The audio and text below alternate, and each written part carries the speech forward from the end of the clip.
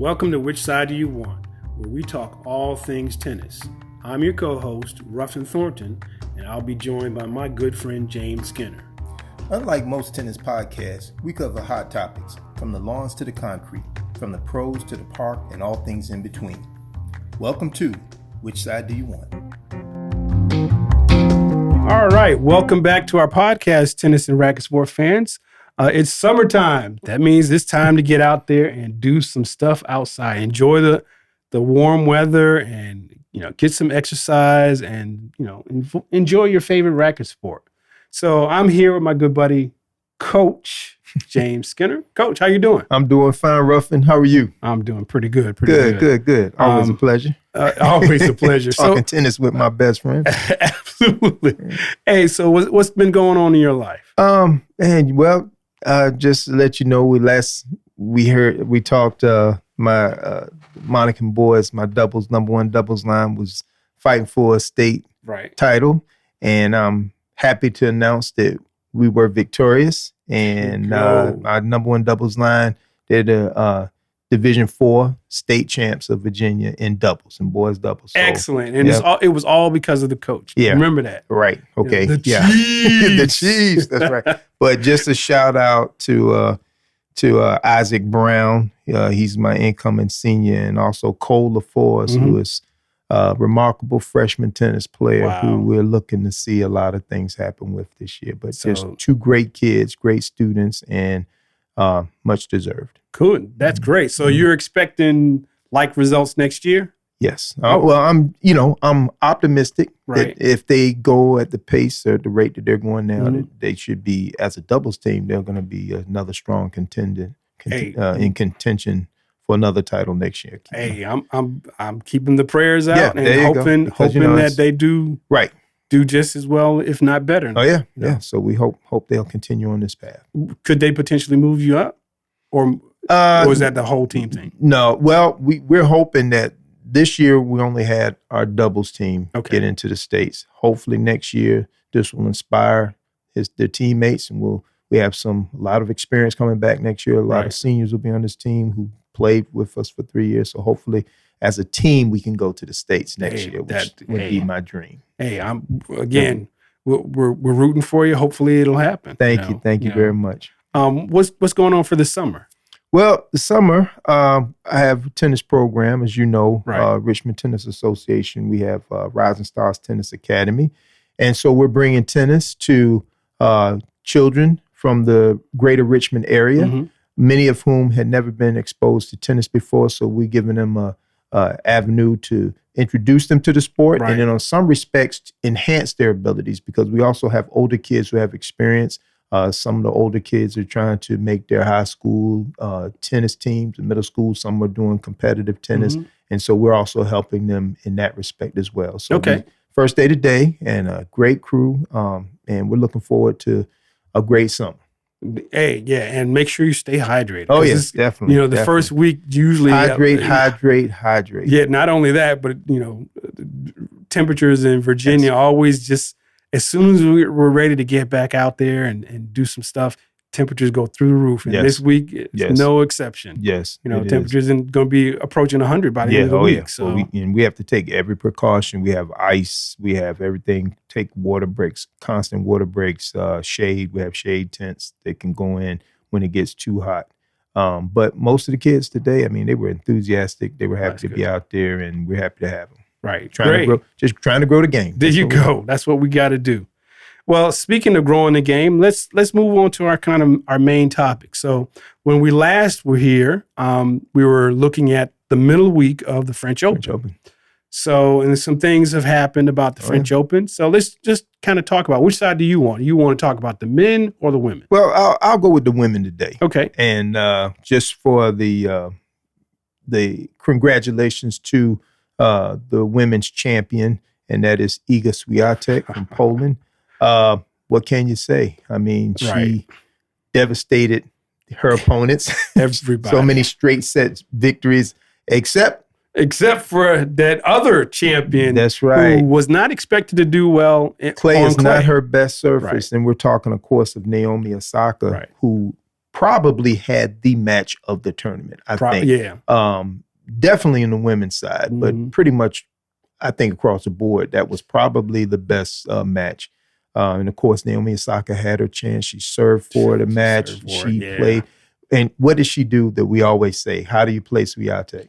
You gotta force her. You gotta take it to her. Take it to her. And she took it to her. That serve, man, and just got to the pinnacle, but just could not pull it off. And but I think she should walk off that court with her head held high. Yeah. She gave Swiatek a scare that she has not.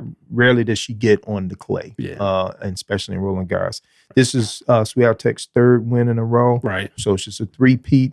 What is she, 22, 23 years of age? She's 22. So now we're starting to talk, with her game on clay, it's just, and she has modified her game, and it's just difficult. She can attack.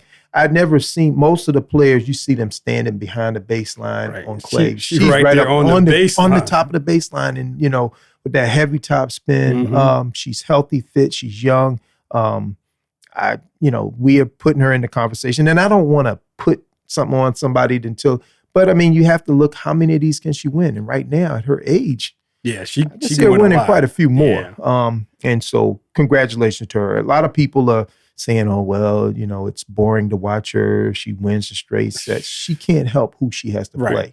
The onus is on her opponents to lift themselves up to play her. If she goes out and she's beating them 1-2 or 2-4, that's not on her. Right. That's she's not doing on her job. That's on her opponents. And so I think we have to look at her. I think she's probably the best player in the game right now, without a doubt. On clay. Certainly on clay. Certainly on clay. We'll see what happens on the grass. It's a little different animal for her. But right now on clay, she's the queen, I think. And so she gets to the finals, of course, and meets the surprise finalist, Jasmine Paolini. Yeah, I love Italian. Jasmine. Oh, man. She's a joy to watch. She's a joy to watch. She's got the right personality. Yes. She surprises even herself when you see her in an interview. But, she's one of those players that you kind of gravitate to because you root for her. Yes, you root for her. She's a small player, but she's got a big game. Big game, yeah. I mean, and can hit every shot. Yeah. Smart, smart player, right? And she ran into a buzzsaw with Iga. Yes, she did. But I mean, those first 3 games, you kind of felt like she had a chance. She was in the fight. Yeah, I agree. It was, even though it was a short final. Right. I enjoy watching her fight. She does not give up. She keeps fighting, and against great odds, she held in there. But Swiatek was just, once she got in a groove, it was just tough. Yeah. But I congratulate Jasmine for getting to the finals.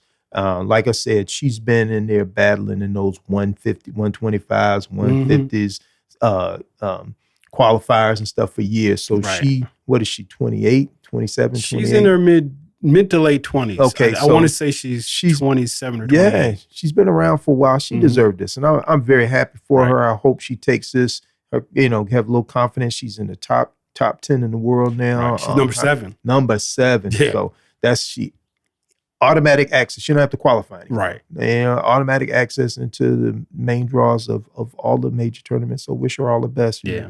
Really great for the sport.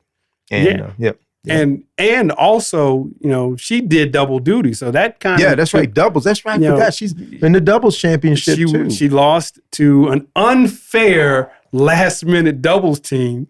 You talking about unfair. Oh, my gosh. Now, first of all, Iga's Iga. Yeah. But we were hoping that Coco would have greater results, maybe take a step further than she did last year. But again, she ran into Iga again in the semis. And we're big Coco golf fans, but sometimes it's the matchup. Right. It is a matchup. And that one has just been tough for her. Right. And, to see Coco is a problem solver. And when she gets, she's always out there fighting. She's constantly battling. But right now, Swiatek just has her. Yeah, and I think, kind of it's more, it's not just the game. Right. It's not the strokes, because Coco can handle the strokes. She can handle, but on clay, it's tough. enough on clay, but also too, she has to overcome that mental hurdle. Right. I don't know what she can do at this point that would make a difference. There's some other factors that have to come in, I think, for her to get a win over. She's beaten her once, but that was on hard courts. That was on hard courts. And so I'm hoping they'll go back to the drawing board and they'll look at what they have to do. Try to, but then again, how much can you modify the game at this point? You just got to change. Roll the dice, play your game, and not worry about who's on the other side of the net, even if it is someone who has got an impressive record against. She's just tough. That's a tough obstacle. We all had that player. We've all ran into a player that was just whatever it was. They just had our number. It was just tough, and then we had to overcome the mental hurdle to get there. And I'm hoping she pulls through it on the hard surface when she gets through Wimbledon. We'll see how that happens. But I think on the hard courts, I think they should build for that. But, but getting back to the doubles, I mean, that was just, like I said, Coco was half of the unfair women's doubles winner when Siakova, and I mean 2 days before, just because Jessica wasn't able to play, Lula had to pull out, and I'm thinking, if I were in the draw on the women's side and I see what I know it. Coco and Siakova, two former number one double players in the world, teaming up, that's unfair. How many Grand Slam doubles titles does Siakova have? Come on, man. She. When we talked about this, like, oh my gosh, these two together. I was like, okay, they're gonna be a problem. They're gonna be a problem, and they were a problem. And they went through everybody, even that finals against Jasmine and Sarah Irani, who we gotta give props to Sarah Irani, because she's still hanging around. She's in her late 30s, about to approach 40. Can't serve more than 40 miles an hour. But tactical, plays the drop shots, the slice and still can run. Yeah, that seems to be a common thread with all of the Italian players. They have heart. They go out there and they definitely play on the dirt. It turned out it was an entertaining doubles match too. It was a real good doubles match. You're right. So congratulations to Coco Gauff and Golf and Siniakova. And I'm always thinking, is it Siniakova or Siniakova? Right. So it always depends on who you're talking to. Depending on the national level, who that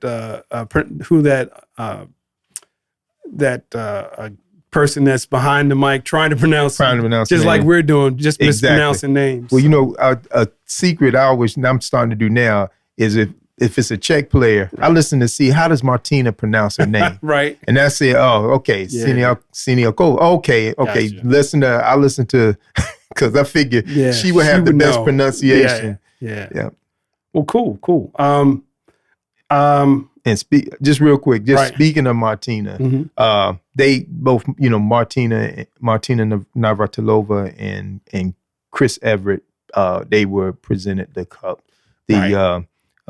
Was the Coupe de Langlon? Don't get me the line. I'm gonna leave that alone. But the women's, they presented that, and of course we know they've both been going through their battles with cancer.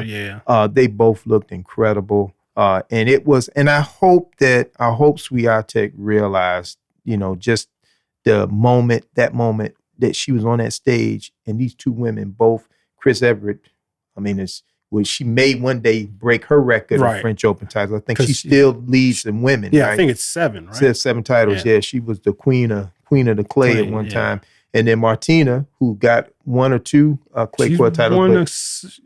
More than 2 or 3. She's like 3 or 4. If she lost to Chris. Right. But that was to me, that was a poignant moment for the two of them coming there. And their history, not only battling each other on the clay, but then they're just, both of them represent the sport very well. I hope a lot of young women who take up this game look at them as how they conduct themselves, both as competitors, athletes, and then also as ambassadors for this sport. Absolutely.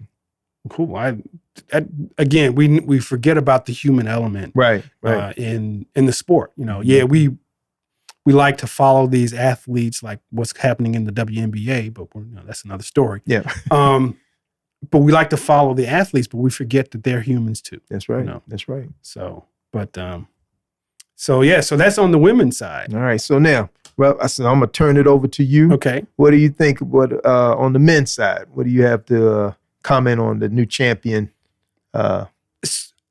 So I assume you're talking about Mr. Carlito. Mr. Carlos Alcaraz. You know,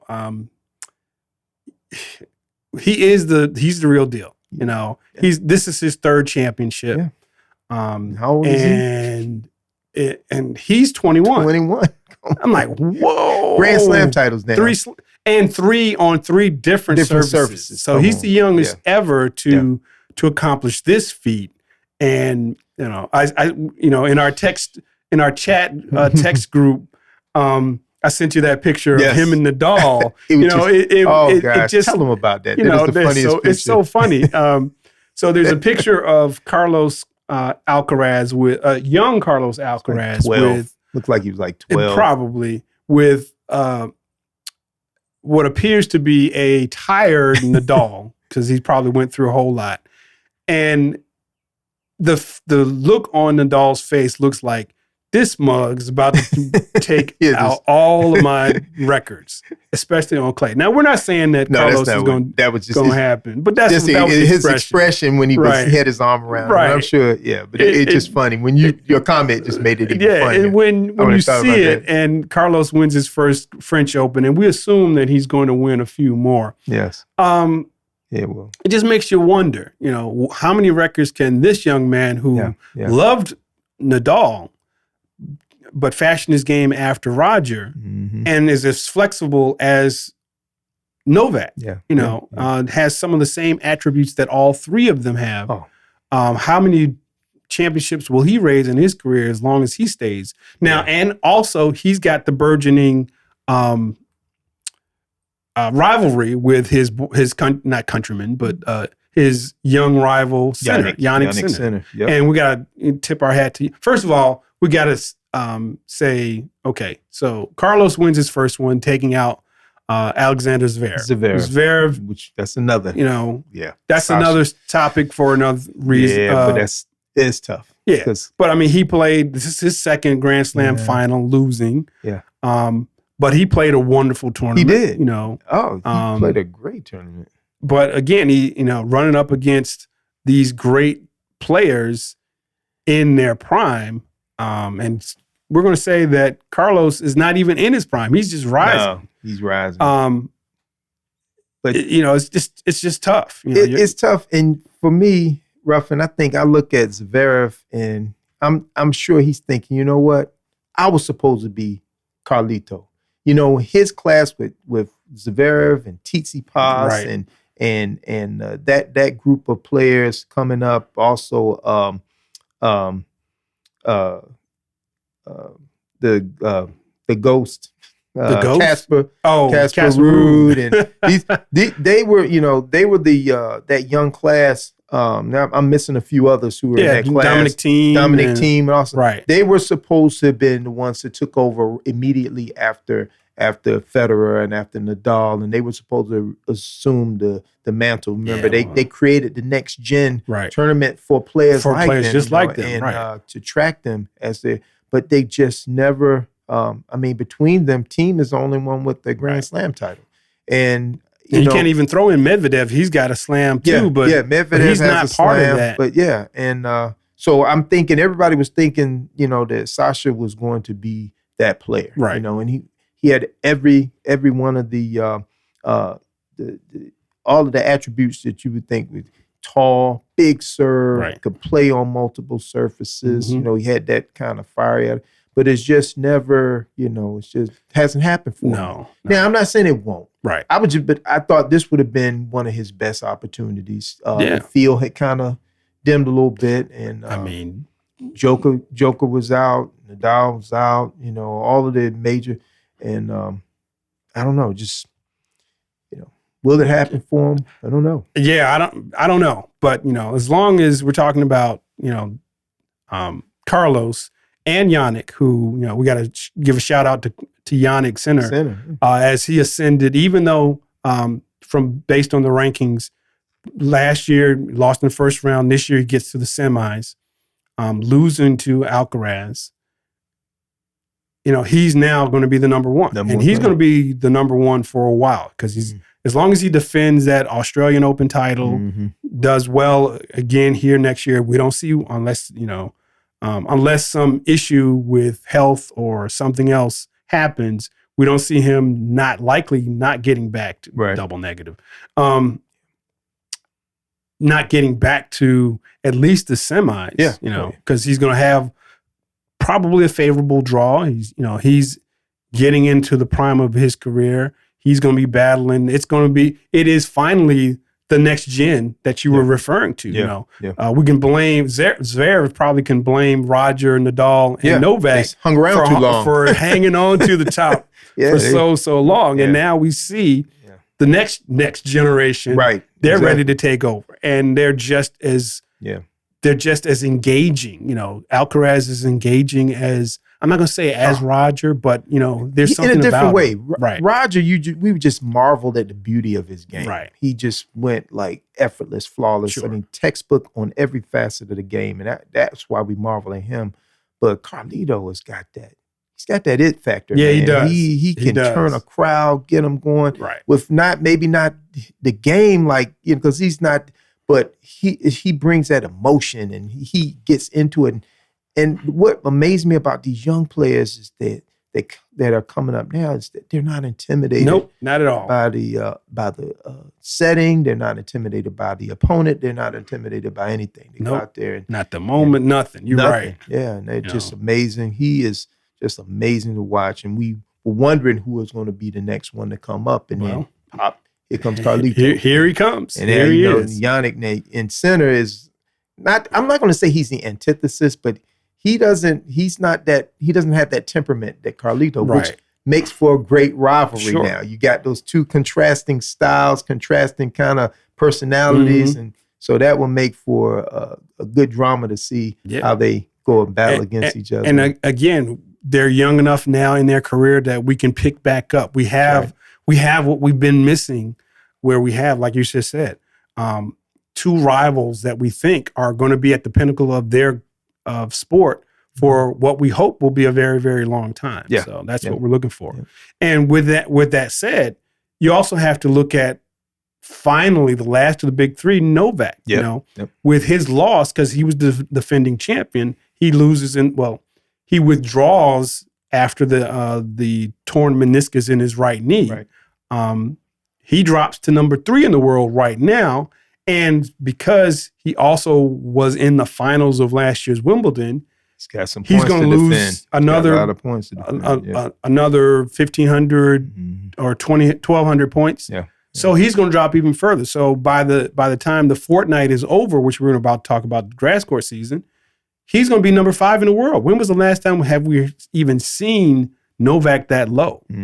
Especially when he was playing. Yes, when he was playing, active player, right? But so hats off to the Paris French Open winner Carlos Alcaraz. Yes, and we're just looking forward to it. Again, sorry, Alexander, but better luck next year. Yeah, better luck next time. I think you'll do well either on the grass if you decide to work on your volley game, and certainly come back to the U.S. Open. And he'll be tough. He'll be tough there on the hard court too. Right, and as long as he holds up and he's in great shape. Yeah, I mean that's not the issue for him, and so we, and he's got a lot of other things going, little issues on the outside world, but it was tough. It's tough. I kind of you see him at a certain point that you just kind of look and it's like, oh. He has that kind of look like, is this going to happen again? Right. I know. And speaking of which, did you see late in the finals match, and where Carlos hits that slice backhand cross court? Yeah. And I know, and he looks back at him. And Zverev has lost the point. He looks back and says, so and so. So it's going to be like this. It's going to be like that. Yeah, yeah. And then the crowd is going bananas. I know. And he is, and he spurs him up because of his gyrations and emotions, and And then I'm trying to imagine, how does your opponent feel at that point? Yeah. Well, he's taking some more air out of your bubble, right. man. He just deflated it. That's when you know. Oh my gosh. Yeah. Is I had a good run, but this one's over. This one's over. Yeah, we're gonna battle, but I'm gonna come up a few pennies short on this one, making shots like that. But it's gonna be interesting. And also too, when he gets back with his team, I'm sure they're working on. Well, they're getting ready on the grass now, but their job now is to find out, look at what mistakes did we make here, what was it, and even maybe it's not technical things, maybe it's some other things you need to talk to him. Everybody has a psychologist now, and, all that. So he has to go back and it's almost like restock, put back, and let's see how do we overcome this now. And different surface too. It's that's when the team comes into play. Yeah. And that team, if you have a strong team, they're gonna figure it out. Yep. Yeah. They will. And help you to overcome that. So you just mentioned the grass court season. So the grass court season, we make this transition as the summer begins, especially in this country, to where now everybody is, in shorts, and you and I, we grew up listening to that theme song for women. That's right. So there are 11 tournaments on the pro side for this short transition from the clay. Take your word for it. Yeah. Take my word for it. Something like that. Someone check me out on that. So, but again, it's a short season. Right. There's only really one dual event, both on the men's and women's. I think that's Rothsay. Mm-hmm. And then everybody else think about it, pretty much on their own. Yeah, everybody's on their own, and they're primarily only in 3 countries. Right. In Germany, UK. No, I take that back. There's one in Spain. Oh, that's right, Mallorca. Spain. That's right, Mallorca. And the rest are in the Netherlands. Yeah. So 4 countries have all the grass court tournaments. Yeah, Chris Eubanks he's the defending champion in Mallorca. Yeah, I forgot about that. Yep. You're right. You're right. Yep. But grass is his time to shine. Yeah, he's got to, because he's defending a lot of points. Yep. But who are your favorites for the grass court season? Oh man. Well, on men's side or women's side? It doesn't matter. Okay. Well, so on the women's side, you got to give the nod to Sabalenka. Okay. Right. Just her game is suited for grass courts, big serve and everything, and big ground strokes, big everything.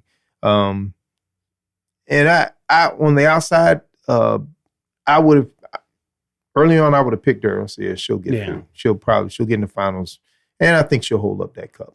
However, now there's some other things. There's some other little entities out there. I was watching on grass and watching Naomi Osaka play on grass. Right. Now she had a tough loss against the Canadian Andrews, and Andrea Andreescu. Andreescu, thank you, Ruffin. Andreescu. That was a tough loss, but it was almost kind of where she was in control, not in control. She, little point here, there. She got broken in the first. She ended up losing. She came back strong. Won the second, the third. And so I'm still thinking that she's still figuring things out, putting it together. I mean, and I'm she's hoping just getting that back. So for her, I'm looking at her also to be a factor, and also, what's her name again? Who? Andreescu. Andreescu. I'm sorry. What? I'm sorry, and Miss Andreescu. I'm so sorry. She on her comeback. Right.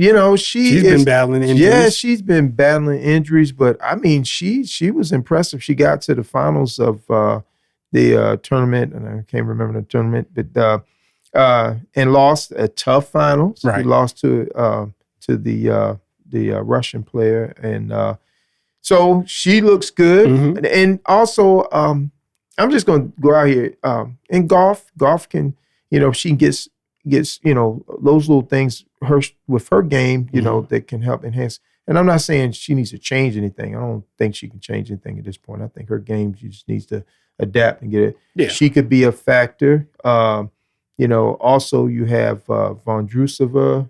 Well, you got a lot of women players. Yeah. It's kind of wide open, not only on the women's side, but on the men's side too, which we can talk about. You've got Rybakina. Yep. Yep. You know, and Madison Keys. Madison Keys also plays well. You know, grass. Yep. Again, game suited well for a ball that's going to stay low. Yep. Big serve. Yep. First one swing and you're done. Yep, she can do it. She lights out tennis. All of those first strike players have a lot of opportunities. Even a player who's no longer in the top of her form did well at a tournament in we can't think of the names. Karolina Pliskova. She just lost to Katie Bolter. Yeah, Bolter. Who's another another British player. Gets the English crowd behind her. She is. I mean, her game. You can just watch her game just kind of come, and then it kind of peaks around this time of the year, which is good for her. But yeah, you're right. Yeah, Pliskova, veteran. You know, knows how to play. How to play. Big strike. You're right. Big strike tennis. So, and then there's always that that X factor out there. Right. You know, those players that are. You got some qualifiers coming up. They've been on this grass now for a while. They're hungry. They come out there. A young lady, a couple of Americans that, they have the strike power. We talked about this before. That could make an inroad. Young Montgomery, looks good. She's coming along. She's still a work in progress, but has the weapons to do well. Oh yeah, big serve, big forehand, lefty. Yep. So she definitely has some advantages. Yes. Especially like I said, first strike tennis. She can definitely do that. And one thing about Robin's game I like, she puts the ball back in play. So yeah, you're right. If she gives an opportunity, she's probably going to have to come through some qualifiers. Right. She's going to have to qualify to get in. And also another Alicia Parks.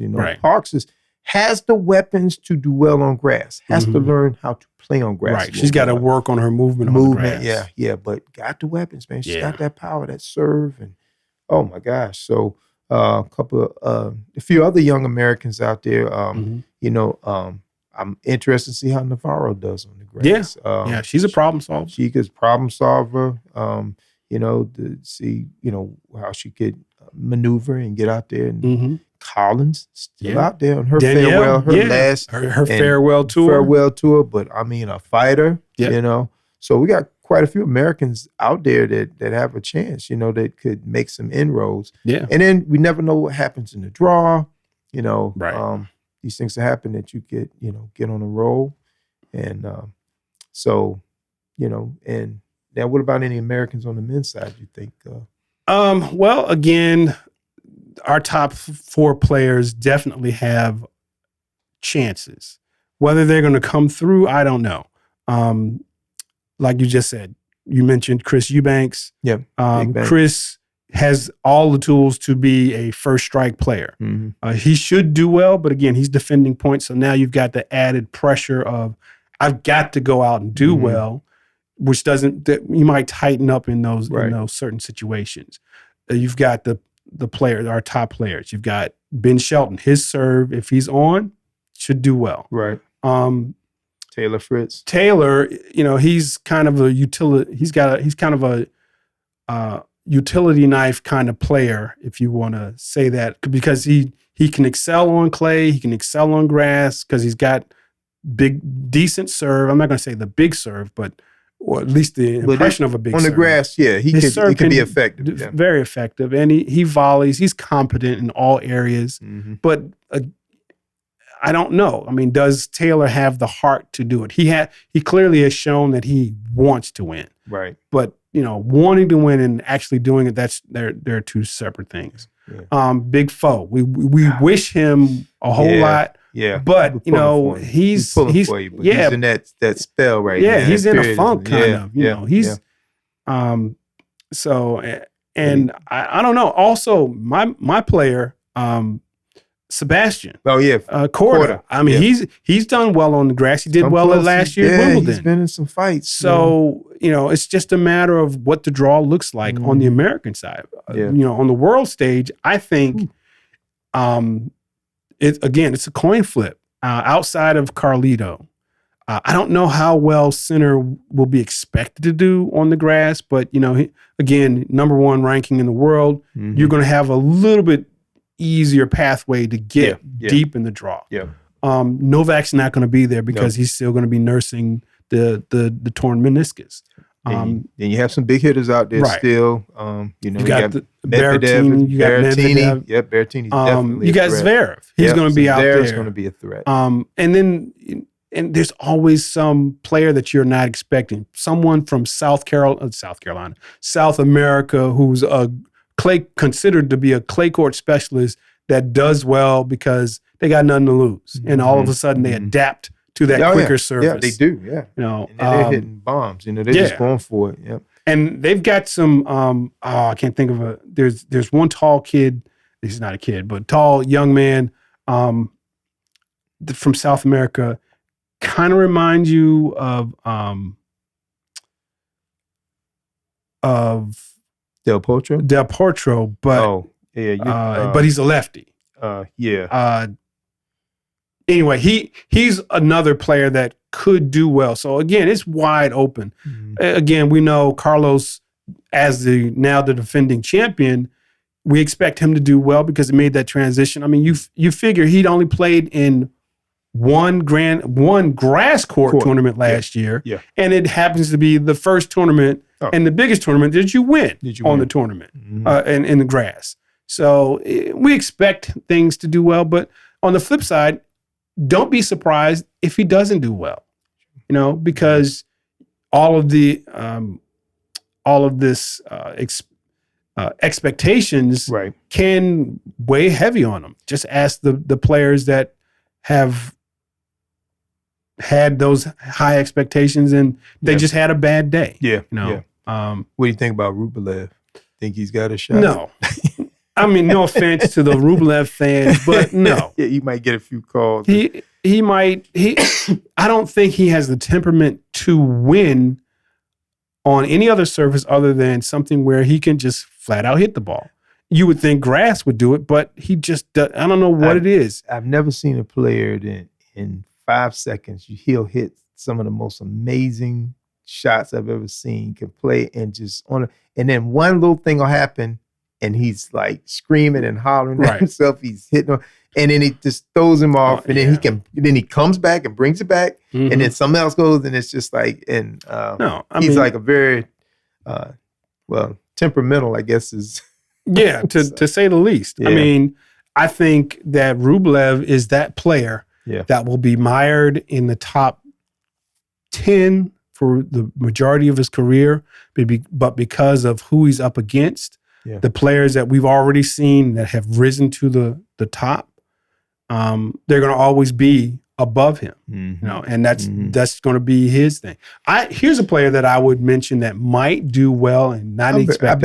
I bet I know who you can read, but go ahead. FAA. Oh yeah, okay. Yeah. Well, I think he had that. Yeah, Clay was not friendly to him. Man. Clay wasn't friendly to him, but he has all the tools. Yeah. Oh, without a doubt. And everything is up in his head. Put that roof over. Right. He plays well indoors, but I agree.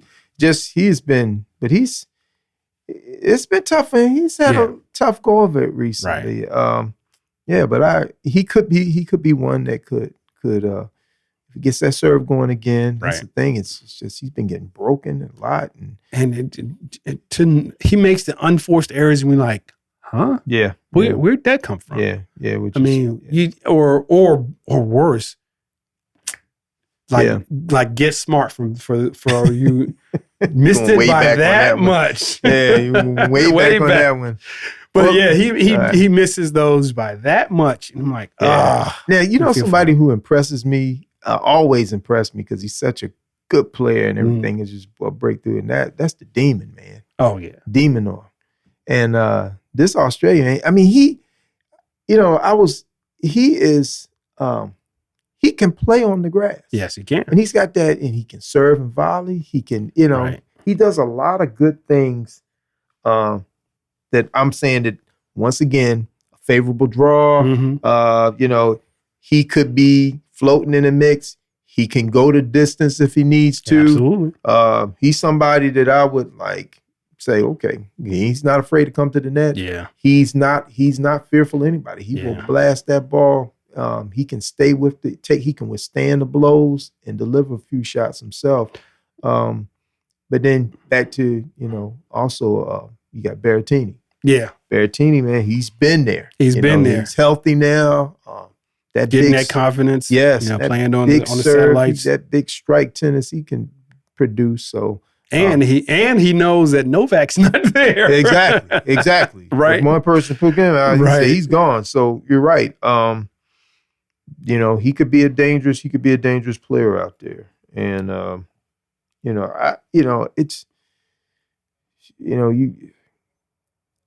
grass is a great equalizer. Mm-hmm. And that rewards the big serves. It rewards the big strike tennis players. So it's always, it's always going to be interesting to see. Matchups mean a lot. Yeah. So it's going to be interesting to see. I wouldn't be surprised. I think I wouldn't be surprised if we get a finalist that we haven't seen before. Yeah. Again. And that might be on both sides. Yeah. Like in the French, Paolini makes it to the women's finals, Right. And I think, people are getting injured now. There's the injuries, it's like somebody else is pulling out. Somebody else is, and that's the sport is brutal on the body. We look and we think people watching from the outside, or people just watch in general, we see them. It looks like they're just gracefully hitting the ball. And what could go wrong? Oh my gosh, these people are hitting the ball a ton. And folks, if you've never been to a professional match, okay, television does not do it justice. No, it doesn't. You have to actually go to a professional match and watch, and you get to see the pace, the speed that ball is going in, and that what kind of stress is put on your body at that level. Okay, and you think about, you multiply that times how many tournaments you're going to play in a year, and upwards of 20, 30 tournaments. Exactly, not including practice and all other stuff the travel. So it's disappointing, but that's a part of it. And there have just been a lot of injuries, a lot of people pulling out, a lot of people having this go wrong, that go wrong. And anytime you see somebody grab their back or straighten them, Yep, it's coming. The injuries are there. That's why keeping plenty of massagers and physical therapists in employment. Yeah, you and I, especially me, I'm old enough to remember that whole concept of a team. Right. That was weird. You had a coach. There was a coach. Right. And a lot of players had no coach at all. Yeah. There were a lot of players did it on their own. Yeah, coach folks. I'm talking a long time ago now. That but still now you have to have a team at the top level, and these are the people that keep you healthy, keep you going, keep your mental sanity, keep your everything. And they're vital into modern game. They're vital to your success. Yeah. Absolutely. Well, let's get back to Paris, since this is the year of the Olympics. So the question that I would throw out there to our fans, right now during this recording, we've got the Olympic trials in swimming, and the Americans usually put up a strong team. But this is one of the sports for the Summer Olympics that does have participation from the pro ranks. So the question that I always wanted to find out was, how does one qualify for the Olympics? Since number one is we're moving from the grass, right, to back to the clay court season, where a lot of players, you're talking about the stresses on the body and the mind, all the travel. They don't really want to do all of this play on clay, go to grass, and now go back to clay, unless that's where you make your living, knowing that the season has specific surfaces that are, kind of ingrained. So my question was, how does one qualify for the Olympics? That's a good question, Ruff, because there's not like an Olympic tournament where they all play and whoever wins, like they do for track and field and for all the other sports. So that's a good question. A lot of people want to know, how do How do you get on the Olympic team? It is based on, so this is what I've been able to find out. And you kind of knew it, but you didn't know it. But when there are qualifications. So it's based on the top rankings on both the men's and women's. And since we're talking about the sport is an individual sport, when it comes to representing your country, each country that has a player that is in the top rankings, they actually have an opportunity to submit that player for entry into the Olympic tournament. So this is what I've been able to find. Number one, you had to be in good standing with your national federation for tennis. Okay. And the ITF. Okay. First and foremost. You also had to have represented your country in some type of national competition, like Billie Jean King Cup, or formerly Fed Cup, or the Davis Cup. Got to be older than 14 on the women's side, 15 on the men's side. Or I'm sorry, I got that backwards. 14 on the men's side, 15 on the women's side. I would think that would be even more so. Okay. But anyway, and then again, like I said, the top 56 players in the world, if you met all of those qualifications, and you have a team that a country that potentially could represent you in the sport, you're qualified. So the draw is 64. That's the first thing. So we're talking about the top 64 players baseline that potentially could get into the draw for the Olympics. Now, since most countries have multiple players in the top 64, let's say top 10, like let's use the Americans for an example. Right. We have on the men's side, we've got at least 5 players that are in the top 30 to include Ben Shelton, Taylor Fritz, Tommy Paul, Francis Tiafoe, and Sebastian Korda. Okay. Those are our top 5 Americans. Well, all 5 of them are not allowed, even though they're based on their ranking, they're not allowed to play in the tournament only because each country can nominate upwards of 12 players, both on the men's and women's side. That's number one. Of those top 12, only 4 can potentially be represented. And again, you have to qualify. So to give you an example, on the men's side for the Americans, Ben Shelton is our top ranked American player, but he chose not to represent the USA in the Olympics this year. He chose not to play. So that meant players that have qualified, because they've all played in and met all of the qualifications, they've played for Davis Cup or played for a Pan Am Games or something like that allows you to represent your country in an international competition. So the top players are going to be, let's see, Taylor Fritz, not in order, Taylor Fritz, Sebastian Korda, Francis Tiafoe, and Tommy Paul. Those are going to be our top 4 representatives as long as they choose to play. Okay. On the women's side, same thing with the Americans. We've got obviously our top 2 players. Yeah. Coco Gauff, she's ranked 2 in the world. She's played Billie Jean King Cup. Right. And Jessie Pegula. She's the top 4 player in the world now. Because she didn't play the French, I don't know if she dropped. But those 2, as well as Madison Keys, and of all people, Danielle Collins. So those are the top 4 on the single side. Now that's based on whether or not you qualify. You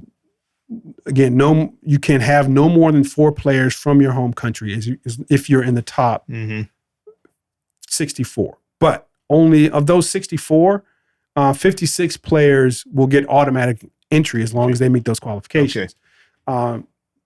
So that leaves a couple of slots, so to speak, in both the women's and men's side to actually be filled in. For instance, Nadal, his ranking right now, he's ranked 197 in the world, so he doesn't qualify, even though he has played for Spain. He's been the member of a Davis Cup winning tie. Right.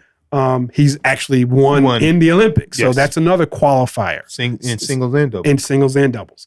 But he doesn't qualify to play in singles, even for his country, because he's representing Spain. So I forgot how the Spanish contingent, obviously Carlos, because he's number 2 in the world. But there are a host of others where Nadal singles doesn't meet the qualification, but he does meet the qualifications because your host country, your host nation can select players to play. Right. So it's a complicated process. The remaining spots that are there are, I believe, the host country. So in this case, France has the ability to choose one of their players, regardless of the rankings, to play in the tournament. Because the French contingent has players like Arthur Fies and Humbert, I'm sure. Hugo Humbert. I believe Manarino is still one of the top players for France, and he's in the top 64, I think. All right.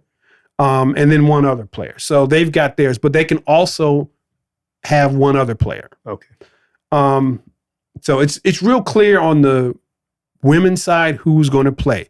Couple of notes. Like I said, Ben Shelton has decided not to play the Olympics. Just recently, we just found out that Arna Sabalenka has decided not to play the Olympics in Paris. She's going to focus on the hard court season. So, but it's real interesting. 56 direct acceptances based on the ATP and WTA rankings. And that was as of June 10th. So that's another thing. This was during the French Open. So, it's a very interesting process on how they come to it.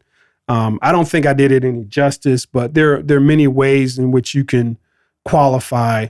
Not necessarily just on the single side, but if you're a top flight player, you can also play doubles or mixed doubles. We'll look forward to seeing how that plays out because the Olympics, we don't think about this. The Olympics is only 2 weeks, and the tournament for tennis is the second week. Of the that's the whole Olympics. Tournament or just the singles? It's just, that's all of the tournaments. Whether it's singles, doubles, or, so the whole tournament. Right. So that it's going to be that's a lot of tennis. A lot of tennis. 64, and then you got the doubles, mixed doubles, and some of those players from smaller countries that don't have the same representation. Some of these players, let's say like a Siniakova, she's actually qualified on the singles and on the doubles, and she might play with a countryman in the mixed doubles. So she could play 3 events. You talk about in 1 week. 1 week. Ooh, that's a lot of tennis. That's a lot of tennis. That's a lot of tennis. So, so we look forward to that with the Olympics coming up in August. So. I just think, for me, this is always a special time of the year because of the Olympics. And I think it's Paris, they've gotten a lot of flack from their organization and putting this together. Right. But they're, I'm looking forward to it. I always look forward to the Olympics. I look forward to rooting the American teams on and track and field and tennis, basketball, those, all those. Look at those things, swimming also. And, but tennis, since they put it into the Olympics or brought it back in the Olympics, it has out the format. They might want to look at the format, just a slight change to me, I always think that it would be neat if they could make it in along the lines of a world team tennis format, where they have the men and women playing together and they have points.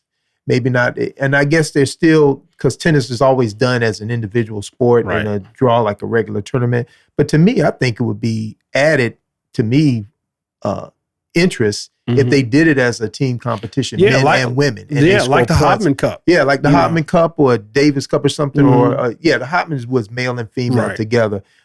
They have a new one now. I forgot where. Yeah, we forgot what that one is. But to me, that would make it a little more interesting because now each match, all of the matches qualify for the team, and so a team wins a gold medal instead of an individual.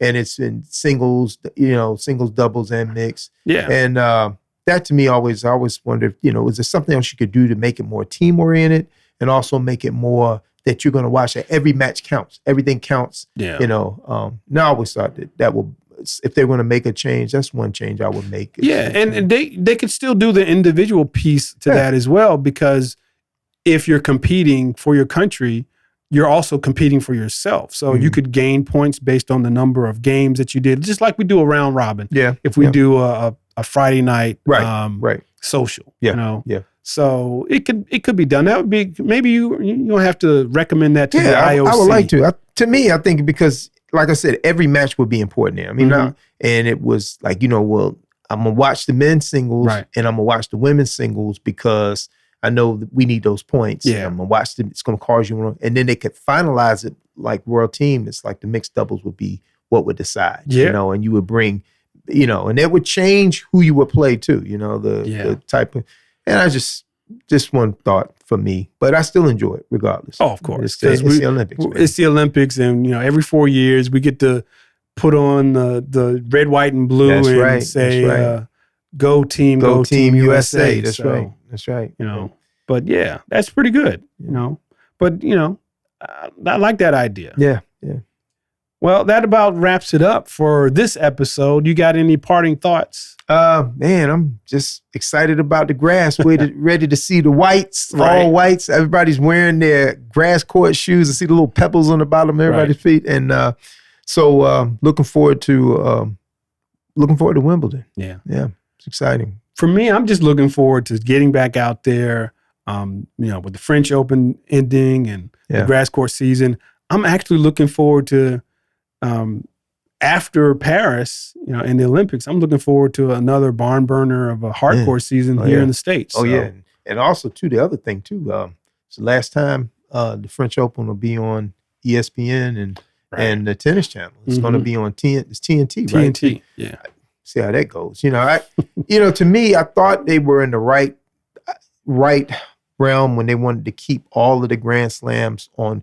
Like, I would have been happy if they all stayed on ESPN. I like the way they covered it. But then when it went to the Tennis Channel, I said, okay, well, Tennis Channel will bring them all together. And when they first started doing the coverage, I liked what they were doing. They were trying to incorporate the culture of the area and all that. But now it's I don't know about this. Well, we'll see. We'll see. Capitalism always tends to muck things up. But, money talks. Money talks. But and tennis doesn't have as much as they used to. Yeah, that's true. But for us tennis nerds, I mean, we kind of like, we're gonna watch regardless, man. Of course, we may not go to a bar like during the football season, but we're gonna find us. We're gonna find a screen to watch. We fighting, you go to a sports bar, like, come on, man, where's the tennis? And they look at you like, what is that? What is tennis?